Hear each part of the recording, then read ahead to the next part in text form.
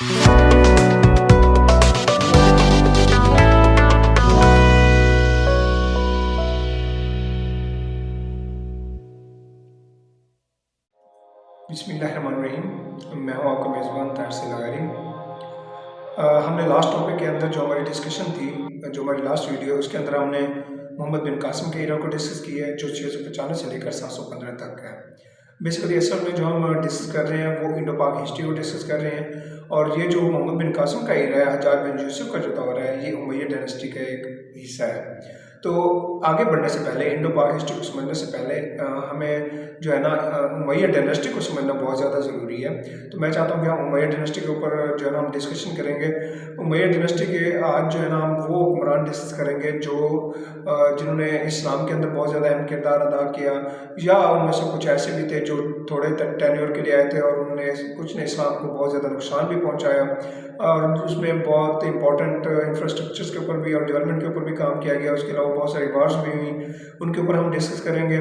उनमें जो इम्पोर्टेंट जो डेट्स हैं, यानी कि उसमें जंगें हो गई या कोई अहम वाक़यात जो हैं, उसको हम इस जो है वीडियो के अंदर हम वो डिस्कस करेंगे। बेसिकली उमैय्यद डायनेस्टी को हम इसलिए समझना चाहते हैं क्योंकि इसके बाद फिर इसका जो है वो इंडो पाक हिस्ट्री के अंदर आगे चलकर इसके बाद अब्बासिया हो गया, और फिर इसी तरह स्लेव डायनेस्टीज़ हो गई, और खिलजी, इसी तरह फिर जो है मुगलिया दौर आ जाता है। ये 1857 तक चला जाता है। 1857 से फिर 1947, और 1947 से लेकर आज 2022 तक का जो है ये टोटल एक दूसरे के साथ ये सारी हिस्ट्री जो है वो जुड़ी हुई है। तो मैं चाहता हूँ कि हम स्टार्ट से इस चीज़ को शुरू करें ताकि आप लोगों को हर चीज़ जो है वो क्लियर हो जाए। तो इससे पहले जो है ना हम उमैय्यद डायनेस्टी के हवाले से बात करेंगे कि उमैय्यद डायनेस्टी स्टार्ट कहाँ से होती है। ये जो उमैय्यद डायनेस्टी है ये 661 से लेकर 750 तक का टेन्योर है। ये जो सल्तनत थी, वो खिलाफत थी, वो किस तरह बनु उमैया के पास आई, उमैय्यद डायनेस्टी के पास चली गई, तो ये हम डिस्कस करेंगे।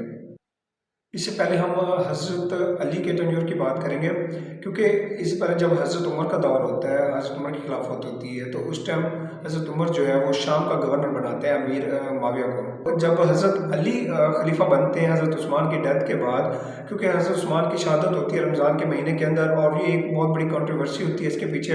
इसमें सबातियों का बहुत ज़्यादा किरदार होता है कि इन्हें जो है ना हज़रत अली के चाहने वालों ने जो है ना इन्हें शहीद किया, हज़रत उस्मान को। तो ये कंट्रोवर्सी जब चलती है तो इस वजह से हज़रत आयशा और हज़रत अली के दरमियान एक जंग होती है। वो जंग जो है वो, उस जंग का नाम होता है जंग जमल। उस जंग का जंग जमल इसलिए कहा गया कि जमल का मतलब है ऊँट। उस वक्त जो जंग होती है उसमें हज़रत आयशा ऊँट पर सवार होकर आती हैं, तो इसलिए उस जंग को जो है जंग जमल का नाम दिया गया। तो ये तकरीबन 656 ईस्वी में होती है, और ये 35 हिजरी होती है। 656 में ये जंग होती है। तो उसमें ये पहली जंग थी जिसके बाद बहुत ज़्यादा इस्लाम के अंदर बहुत ज़्यादा जो है ना दरार पैदा हो गई थी। मुसलमानों में बहुत ज़्यादा जो है ना एक तशवीश पैदा हो गई थी। ये इस्लाम के अंदर ये पहली आपस में मुसलमानों की जो है ना ये जंग थी, ये कंट्रोवर्सी का शिकार थी। उसके बाद आगे बढ़ते हैं। इसमें एक ग्रुप बताया जब हज़रत अली और हज़रत अमीर मुआविया जो होते हैं उनके आपस में इख्तिलाफात बढ़ते हैं, होता है वो ख्वारिज होते हैं, तकरीबन 15,000 के करीब वो लोग होते हैं, और इस वजह से जो है ना एक जंग होती है उसके दरमियान हज़रत अली और अमीर मुआविया के दरमियान। उस जंग का जो नाम है वो जंग सफ़ैन होती है। जंग सफ़ैन जो होती है ये 657 ईस्वी को होती है, और ये 657 ईस्वी में तो 36 हिजरी बनता है। तब जो है ये हज़रत अली और मुआविया के दरमियान होती है।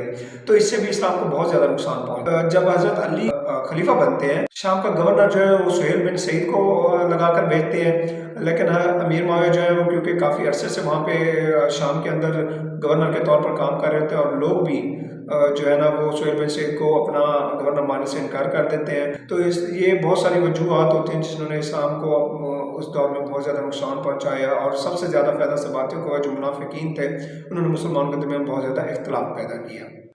661 के अंदर जब हज़रत अली की शहादत होती है, उसके पीछे जो है ना एक इस बात को समझना बहुत ज़्यादा ज़रूरी है कि उनकी शहादत किस तरह हुई।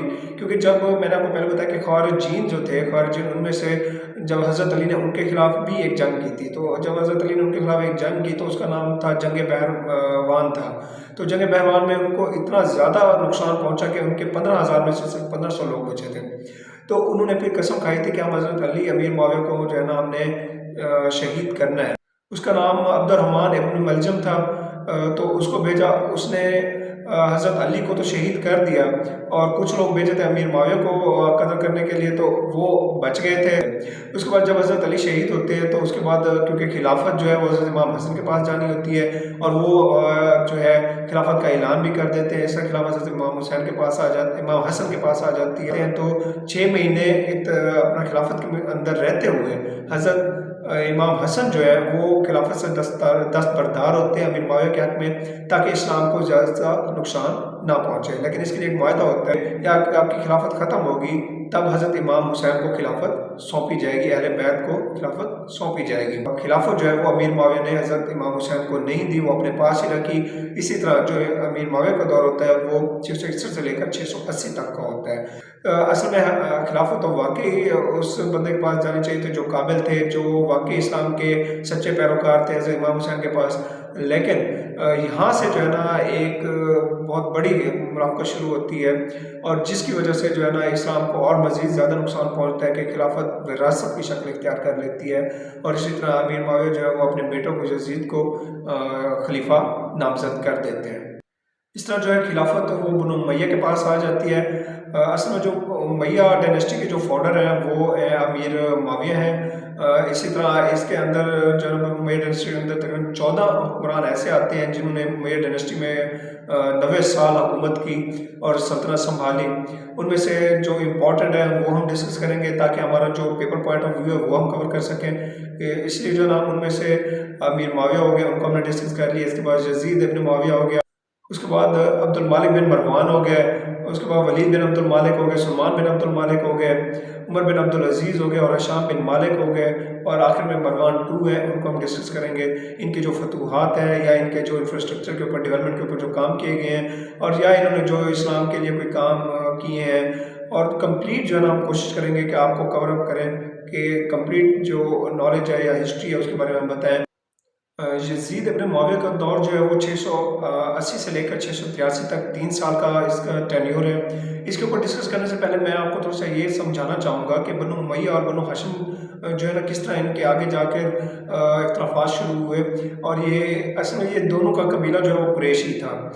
ये बनु हाशिम क्योंकि शुरू से ही बनु हाशिम नबूवत जो है जो कुरानी और दीनी तालीमात थी वो बनु हाशिम ख़ानदान को मिली थी, और जो जंगी साज़ो-सामान या जंगी तैयारी थी या जंगी लिहाज से जो मजबूती थी वो बनु उमैया को ही वो जो है ना ये एज मिला था। जब अमीर मुआविया की डेथ होती है तो उसके बाद यज़ीद जो इब्न मुआविया होता है वो अपनी खिलाफत का ऐलान करता है। उस टाइम हज़रत इमाम हुसैन जो होते हैं वो मक्का में मौजूद होते हैं, और वो क्योंकि पहले जो 3 अदवार थे खुलफ़ाए राशिदीन के, हज़रत उस्मान, हज़रत उमर और हज़रत अबू बकर सिद्दीक़ के, उनके टाइम जो दारुल हुकूमत थी, अपना दारुल खिलाफा था वो मदीना था, और हज़रत अली जब वो खलीफा बने थे उस टाइम उन्होंने उन्हें कूफा शिफ्ट कर दिया था। तो कूफा वाले जो है क्योंकि हज़रत अली के बहुत ज़्यादा चाहने वाले थे, उन्होंने कूफा वालों ने यज़ीद से तंग आकर उन्होंने खतूत लिखे, आपको तकरीबन 18,000 के करीब खतूत लिखे कि आप आए हमारे पास, हम आपकी बैयत करना चाहते हैं। क्योंकि हज़रत इमाम हुसैन ने अब्दुल्ला बिन ज़ुबैर जो थे उन्होंने भी इसको खलीफा मानने से इनकार कर दिया था। तो इसी तरह जो है ना यज़ीद को इस चीज़ का भी बहुत ज़्यादा गुस्सा था, क्योंकि इसके बगैर जो है ना इनकी बैयत के बगैर वो खलीफा नहीं बन सकता था। उसने मक्का और मदीना में जबर के ज़ोर के ऊपर जुल्म करके, रिश्वतें देकर वहाँ पे अपने आप को खलीफा तस्लीम करवा लिया, अपनी बैयत करवा ली। लेकिन हज़रत इमाम हुसैन रज़ियल्लाहु तआला अन्हु से वो बैयत ना ले सका। तब जो है ना आपको कूफा वालों ने कहा कि आप हमारे पास आ जाएं, हम आपकी बैयत करने के लिए भी तैयार हैं और हम आपका साथ देने के लिए भी तैयार हैं, क्योंकि आप हमारे अहले बैत में से हैं, तो इसलिए हम आपके साथ रहेंगे। तब आपने मुस्लिम बिन अकील जो थे उन्हें भेजा कूफा की तरफ कि आप जाकर जायज़ा लेके कि कैसे मुमकिन है कि 18,000 खतूत एक ही वक्त में भेजे जाए, इसमें कोई हकीकत भी है या फिर कोई इसके पीछे कोई चाल तो नहीं हो सकती। तब जो है ना वो हज़रत जो मुस्लिम बिन अकील थे वो कूफा रवाना हुए। वहाँ पर जब जाते हैं तो कूफा के लोग पहले दिन ही वो आपसे 12,000 के करीब जो है 10 से 12,000 लोग जो है वहाँ के हाथ पे बैयत कर लेते हैं हज़रत इमाम हुसैन के नाम की। उस टाइम जो वहाँ पे गवर्नर होता है कूफा का वो नुमान बिन बशीर होता है। नुमान बिन बशीर जो है ना बहुत ही एक अच्छे इंसान होते हैं और अच्छे गवर्नर होते हैं, और वो मुकम्मल सपोर्ट करते हैं हज़रत इमाम हुसैन को कूफा वालों की। जब यज़ीद को पता चलता है تو وہ نعمان بن بشیر کو ہٹا کر عبید اللہ بن زیاد کو گورنر لگایا گیا۔ وہ بہت ہی ظالم اور جابر تھا، کیونکہ جو حکومت تھی یا جو حکومت کبھی بھی جو ہے نا وہ نرم دل بندے کے ذریعے نہیں کی جا سکتی تھی، اس کے لیے سخت جان سپہ سالار چاہیے تھا۔ تو اس کے لیے عبید اللہ بن زیاد وہاں کے گورنر مقرر کیے گئے، کیونکہ اسے پتہ تھا کہ یہ جو بیعت جو ہے وہ پیار محبت سے نہیں لی جانی اور کبھی حضرت امام حسین اس کو تسلیم نہیں کریں گے۔ تو اس طرح انہوں نے جو ہے نا مسلم بن عقیل نے کوفہ والوں کی بات سن کے حضرت امام حسین کو خط لکھا کہ آپ آ جائیں، کوفہ والے ہمارے آپ کے ہاتھ پہ بیعت کرنے کے لیے تیار ہیں۔ جب خط روانہ ہوا اور آپ کو موصول تو پیچھے گورنر تبدیل ہو چکا تھا، تو تبدیل ہونے کی وجہ سے جو عبید اللہ بن زیاد تھا اس نے مسلم بن عقیل کو شہید کر دیا۔ جب اسے شہید کیا تو حضرت جب آپ کو پتہ چلا امام حسین کو تو آپ اس ٹائم کربلا کے مقام پر پہنچ چکے تھے۔ جب آپ کربلا کے مقام پر پہنچے تو وہاں پہ شامی جو فوجیں تھیں ان کو جو ہے حر بن یزید کی سربراہی میں بھیجا گیا، انہوں نے آپ کا راستہ روکا۔ جب حر بن یزید کو پتہ چلا کہ آپ اہل بیت میں سے ہیں اور آقا صلی اللہ علیہ وسلم کے نواسے ہیں تو انہوں نے فوراً اسلام قبول کیا اور وہاں پہ ہتھیار پھینک دیا اور آپ کی صفوں میں شامل ہو گئے۔ پہلے شہید ہونے کا، کربلا کے پہلے شہید ہونے کا اعزاز بھی حاصل کیا حر بن یزید نے۔ جو حضرت امام حسین ہوتے ہیں رضی اللہ تعالیٰ عنہ، وہ 2 محرم کو کربلا کے میدان میں پہنچتے ہیں۔ 3 محرم کو عمر بن سعد جو ہوتے ہیں وہ آپ کا محاصرہ کرتے ہیں، ان کے ساتھ 6000 لوگوں پر مشتمل جو ہے وہ فوج ہوتی ہے۔ آپ کے ساتھ صرف 72 لوگ ہوتے ہیں جن میں سے 12 اہل بیت کے ہوتے ہیں۔ 7 محرم کو آپ کا جو ہے نا وہ پانی بند کر دیا جاتا ہے اور 9 محرم کو آپ سے بات چیت ختم کر دی جاتی ہے اور 10 محرم کو آپ کو شہید کر دیا جاتا ہے۔ کربلا کا جو یہ تمام واقعہ ہوتا ہے یہ 61 ہجری کو ہوتا ہے اور 682 عیسوی میں ہوتا ہے۔ اس کے بعد جو مختار تقفی ہوتا ہے، مختار تقفی جو ہے نا وہ جیل میں اس کو یزید ڈال دیتا ہے۔ جب وہ چھوٹتا ہے جیل سے تو وہ سیدھا وہاں سے عبداللہ بن زبیر کے پاس چلا جاتا ہے اور اس طرح جو ایسے امام حسین کے جو قاتل ہوتے ہیں ان کو کافی حد تک جو ہے نا یہ مختار تقفی بھی ختم کر دیتا ہے۔ اس کے بعد آگے عبداللہ بن زبیر کو مکہ اور مدینہ والے اپنے پاس بلاتے ہیں تاکہ ان کو یزید سے جو حکومت ہوتی ہے یزید کی، کیونکہ وہ بہت ظالم انسان ہوتا ہے، اس سے نجات دلائی جا سکے۔ تب آپ کی یزید کے ساتھ حضرت عبداللہ بن زبیر کی جنگ ہوتی ہے، وہاں پہ 683 کے اندر یزید حضرت عبداللہ بن زبیر کے ہاتھوں مارا جاتا ہے۔ اس طرح یزید کے دور کا جو ہے وہ اختتام ہوتا ہے۔ یہ 680 سے لے کر 683 تک کا جو دور ہوتا ہے یہ بہت ہی بھیانک دور ہوتا ہے یہ، کیونکہ اسلام کو اس نے سب سے زیادہ نقصان پہنچایا۔ اس سے جو اہل عرب ہوتے ہیں مکہ مدینہ کوفہ، اس سب کے دلوں میں اس کے خلاف نفرت اور بغض پیدا ہو جاتا ہے۔ اس کے بعد جو ہے 683 سے لے کر 685 تک جو ہے وہ مروان کا دور ہوتا ہے۔ مروان جو ہوتا ہے اسے عبداللہ بن زبیر جو ہے وہ جلا وطن کر دیتے ہیں، مکہ سے نکال دیتے ہیں اور وہ چلا جاتا ہے مدینہ۔ تو مدینہ جا کر وہ اپنی حکومت کو جو ہے وہ مضبوط کرتا ہے، وہاں پہ وہ پھر اپنا جو ہے خلیفہ ہونے کا اعلان بھی کرتا ہے۔ تو یہ 685 تک رہتا ہے۔ اس کے بعد کیونکہ اس کے دور میں کوئی زیادہ اہم کام نہیں ہوتا بلکہ یہ بھی الٹا نقصان ہی پہنچاتا ہے اسلام کو بھی، اور اس میں کوئی فتوحات یا کوئی انفراسٹرکچر ہے وہ ڈیولپ نہیں ہوا تھا، اسی وجہ سے جو ہے اس کے ٹینیور کو زیادہ ڈسکس نہیں کیا۔